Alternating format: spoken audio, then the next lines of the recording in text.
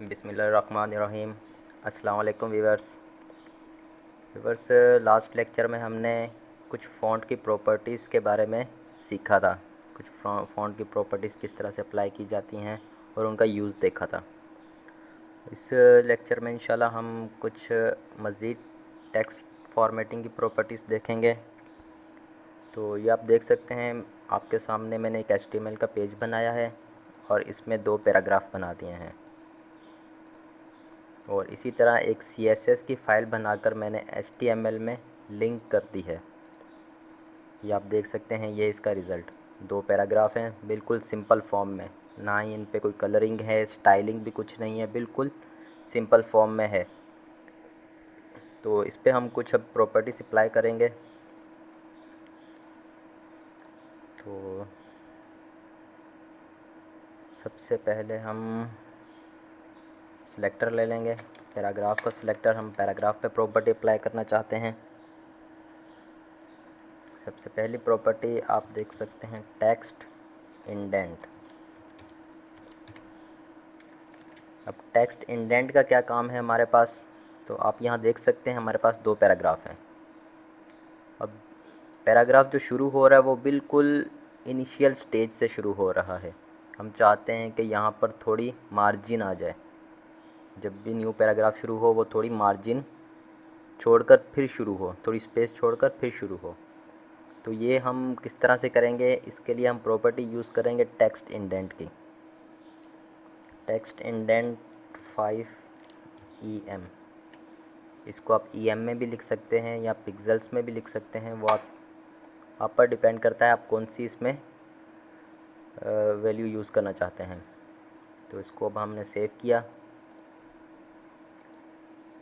तो अभी आप देख सकते हैं मैंने पैराग्राफ पर अप्लाई किया था, तो दोनों पैराग्राफ जो हैं वो चेंज हो गए, उनमें थोड़ी मार्जिन आ गई। इसी तरह आप इसको पिक्सेल्स में भी यूज़ कर सकते हैं, जिस तरह 25 पिक्सेल्स। तो आप देख सकते हैं 25 पिक्सेल्स की मार्जिन आ गई हमारे दोनों पैराग्राफ को शुरू होने से पहले। अगर आप चाहते हो कि कोई भी एक पैराग्राफ जो है उसमें मार्जिन आए, दूसरे पैराग्राफ में मार्जिन ना आए, तो वो किस तरह से करेंगे, तो उसके लिए हम क्या करेंगे, पैराग्राफ्स को क्लास दे देंगे। दोनों पैराग्राफ्स को हम अलग अलग क्लास दे देंगे। जिस तरह इसको हमने क्लास दे दी फर्स्ट, और इस पैराग्राफ को हमने क्लास दे दी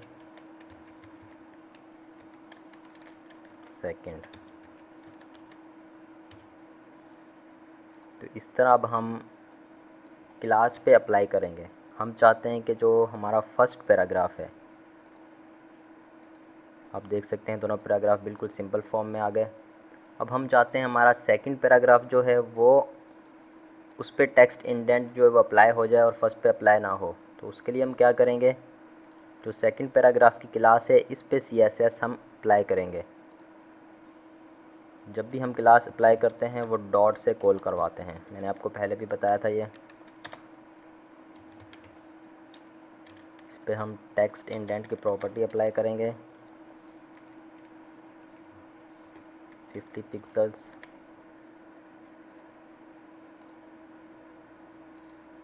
तो व्यूअर्स आप देख सकते हैं जो दूसरा पैराग्राफ है हमारा, उस पर हमारी प्रॉपर्टी अप्लाई होगी, लेकिन फ़र्स्ट पैराग्राफ जो है वो एज़ इट इज़ वैसा ही है जैसा पहले था। तो इसके हम थोड़ा फ़ॉन्ट साइज़ बढ़ा लेते हैं ताकि हमें साफ़ नज़र आए ये।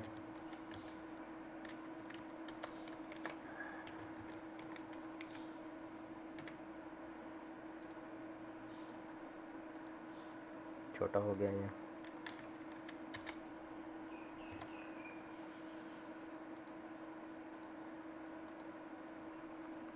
तो अब बिल्कुल ये साफ़ नज़र आ रहा है। तो इसी तरह अभी हम जो फर्स्ट पैराग्राफ है उसको फ़िलहाल ख़त्म कर देते हैं, सिर्फ सेकंड पैराग्राफ पे सारा काम करते हैं। तो फर्स्ट पैराग्राफ को ख़त्म कर दें हम, इसको कमेंट बॉक्स में ऐड कर देते हैं।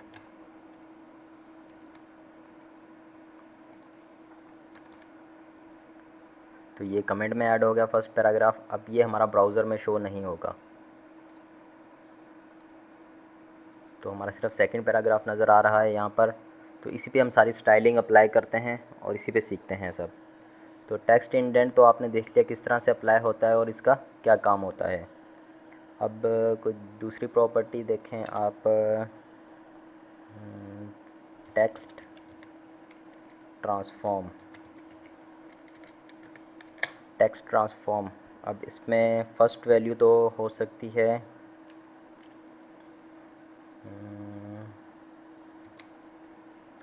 Upper case. इसको सेव किया तो आप देख सकते हैं हमारा जो भी पैराग्राफ है, जितना भी इसमें टेक्स्ट है वो सब कैपिटल लेटर्स में आ गया। टेक्स्ट ट्रांसफॉर्म जो है वो प्रॉपर्टी इसीलिए यूज़ होती है कैपिटल में करने के लिए, या स्मॉल लेटर्स में करने के लिए, या कैपिटलाइज करने के लिए।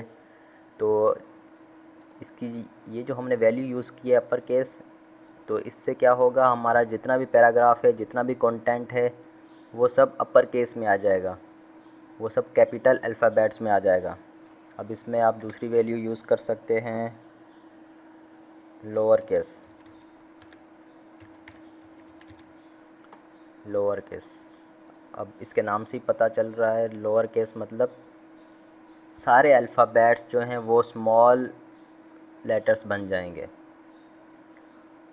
और टेक्स्ट ट्रांसफॉर्म की तीसरी प्रॉपर्टी आप यूज़ कर सकते हैं इसमें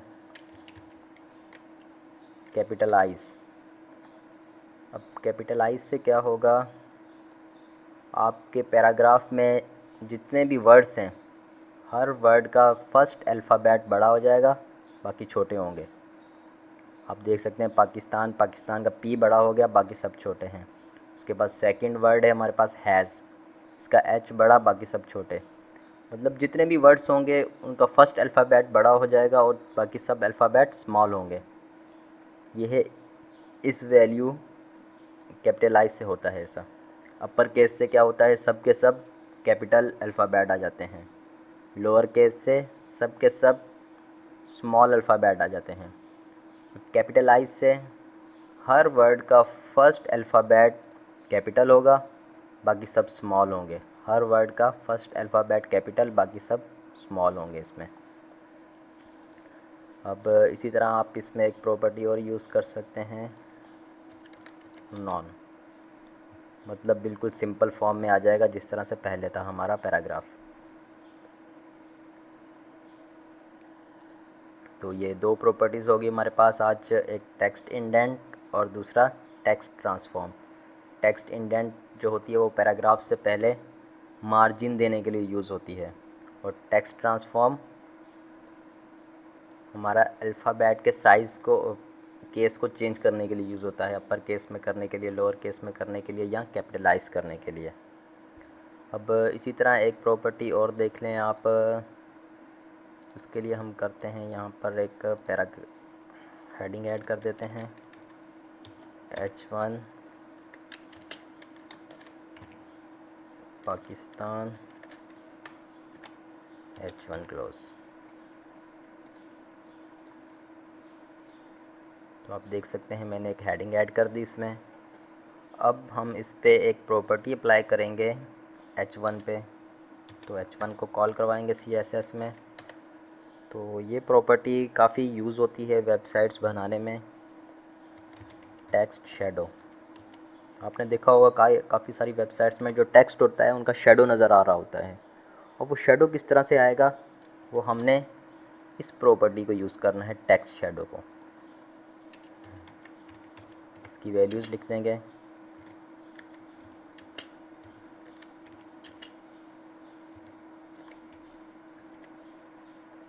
इसको सेव किया तो आप देख सकते हैं जो हमने पाकिस्तान लिखा था उस पर शेडो आ गया उसके नीचे।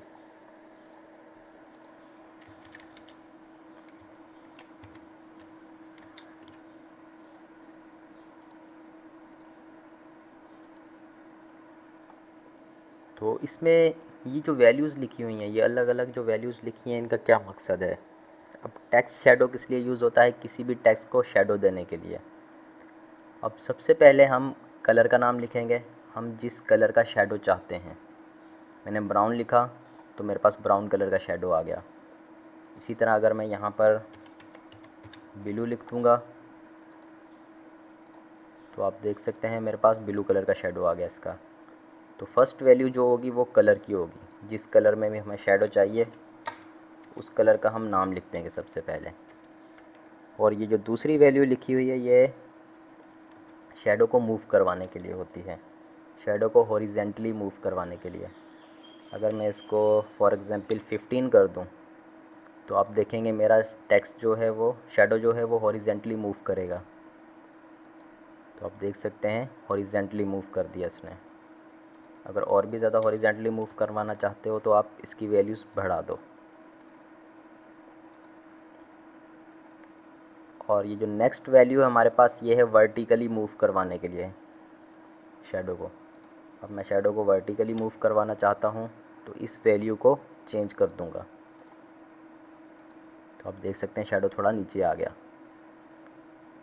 तो ये है हमारा शेडो का कलर सबसे पहले देना है हमने, उसके बाद हॉरिजेंटली मूव करवाने की वैल्यू देनी है, उसके बाद वर्टिकली मूव करवाने की वैल्यू देनी है। अब ये जो वैल्यू हमारे पास सबसे लास्ट में बची है ये है शेडो को ब्लर करने के लिए, हमारा शेडो कितना ब्लर होना चाहिए। अब मैंने इसको 3 वैल्यू दिया था, अब हम इसको 6 दे के देखते हैं। तो आप देख सकते हैं हमारा शेडो ब्लर हो गया। जितनी वैल्यू इंक्रीज़ करेंगे उतना ज़्यादा हमारा शेडो ब्लर होता रहेगा इसमें।